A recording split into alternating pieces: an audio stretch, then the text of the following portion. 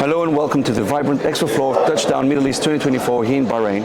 I'm now joined by Stefan Beard, Head of Data Centers for Knight Frank. And Stefan, pleasure seeing you. Likewise, yeah, thanks for having me. You've been in this region for what, 2 years now? 2 years, yeah. How do you see the region changing, or how do you see the region embracing data centers? What are the opportunities in the Middle East?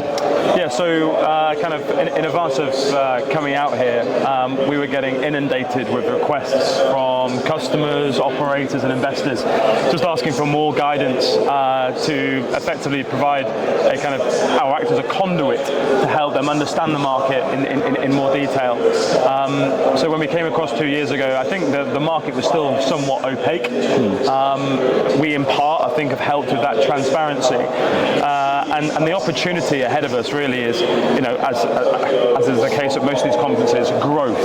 But the difference here is it's genuine growth and genuine scalable growth too. And that's not just in one market like the UAE, which is, you know, probably the most mature markets of all the markets across the GCC. Obviously there's significant growth across KSA and Dammam and Riyadh and Jeddah. We're seeing a number of requirements coming forward in Qatar and Doha, bits and bobs in Kuwait. So I think that right now there is an opportunity within the GCC, particularly the UAE and Saudi, where those two markets will, from our perspective, become international global tier 1 markets in their own right. And we were just talking about that from a Western perspective, we think that a lot of data centers don't actually have clients, and we're just being shells in the desert, as some people have put it. But actually there are clients coming. There's things that are contracted for gigawatts of power across the region, especially in those two countries that you mentioned.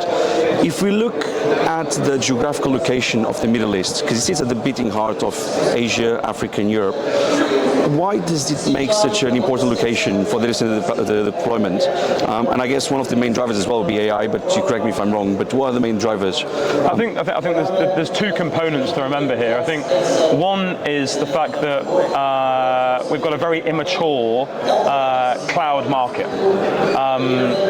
You know, it was only like kind of three years ago before I came across, you were talking around the entirety of the UAE, you were talking about 30, 40, 50 megawatts of capacity.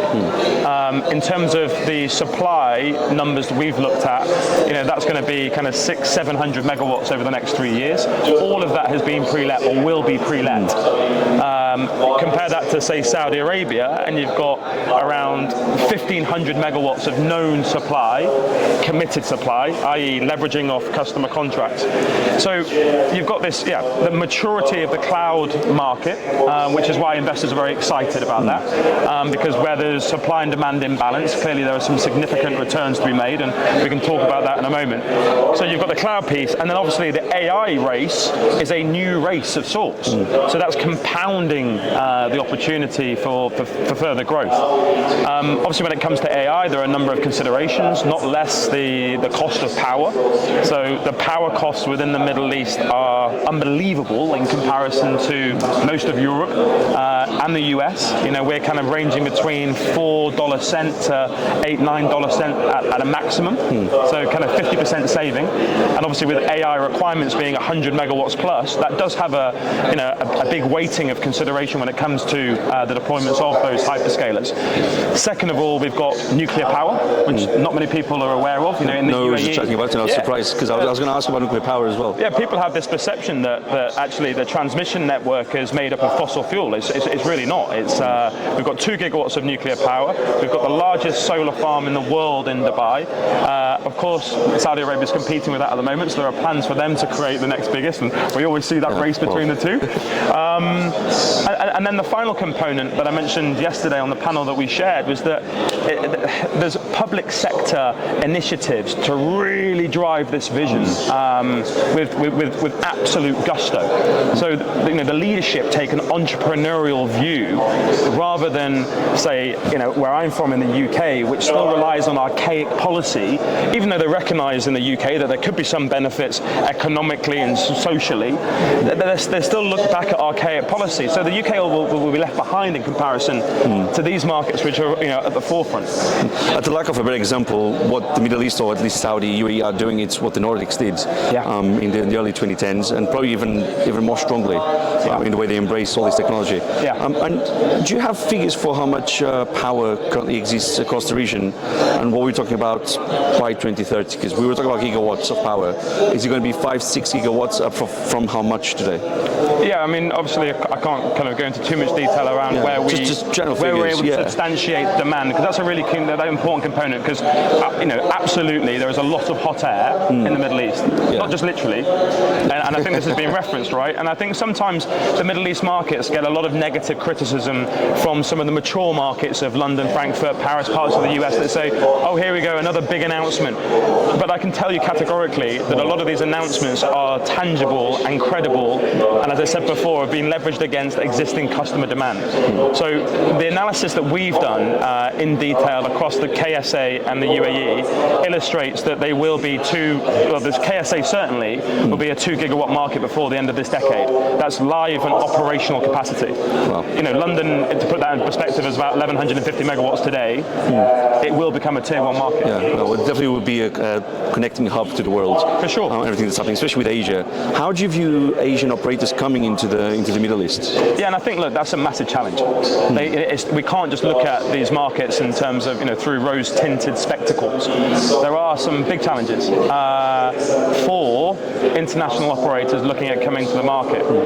We've seen a number of examples of operators trying to get into this region, and they've taken the usual blueprint strategy. I'm going to find a piece of land, I'm going to buy that land, I'm going to go and get permits, I'm going to go and get power, and then I'm going to find a customer.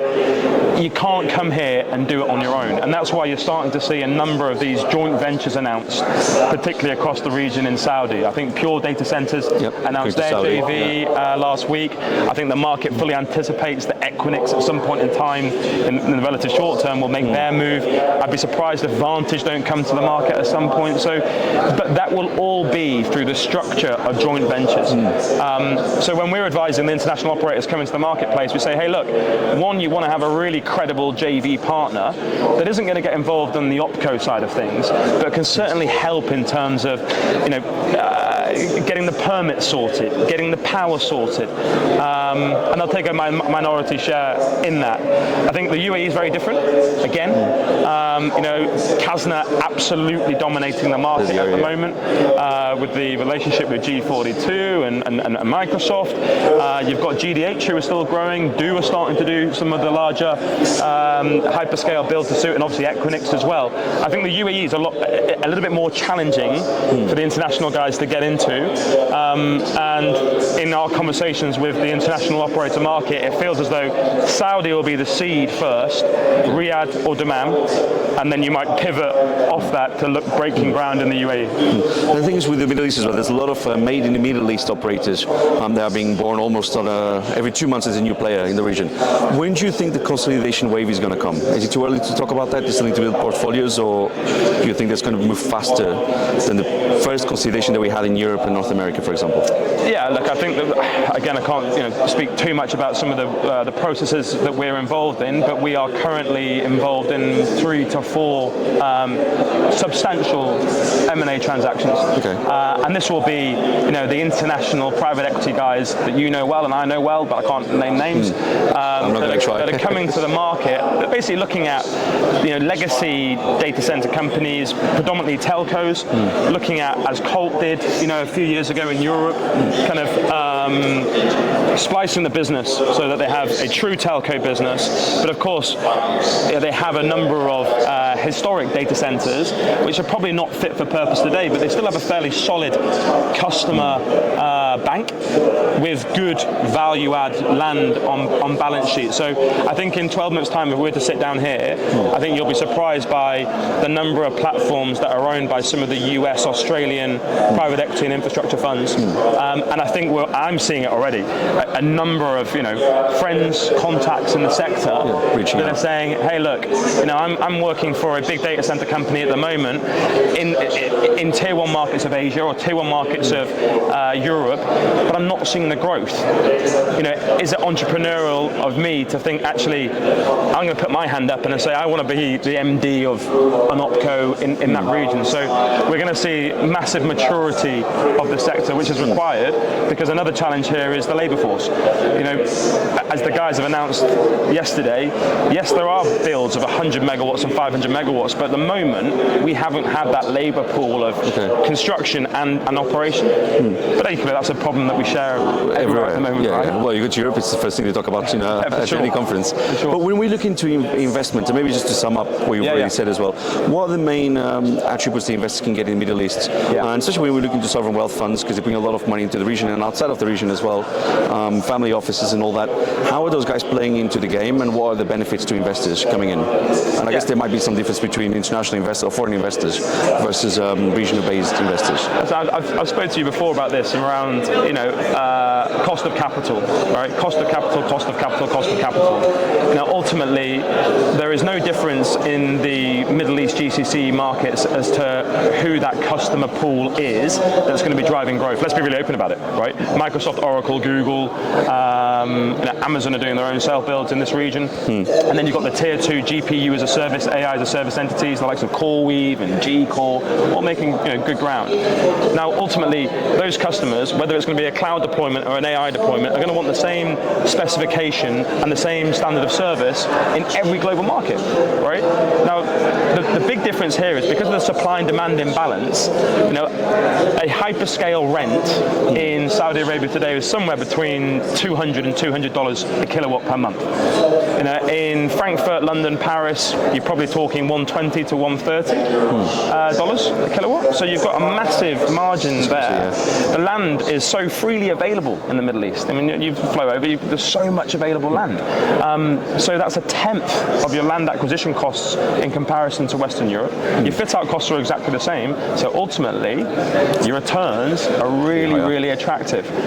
Now, that won't last forever, because obviously as more supply comes to the market, and the hyperscalers, let's be frank, they'll be driving down those rents. But we believe that there is a minimum return hurdle that operators are seeking in this region, because there are other risks to consider around land ownership, around regulation. So we think that rents will stabilize in Saudi in particular to around $180 a kilowatt per month.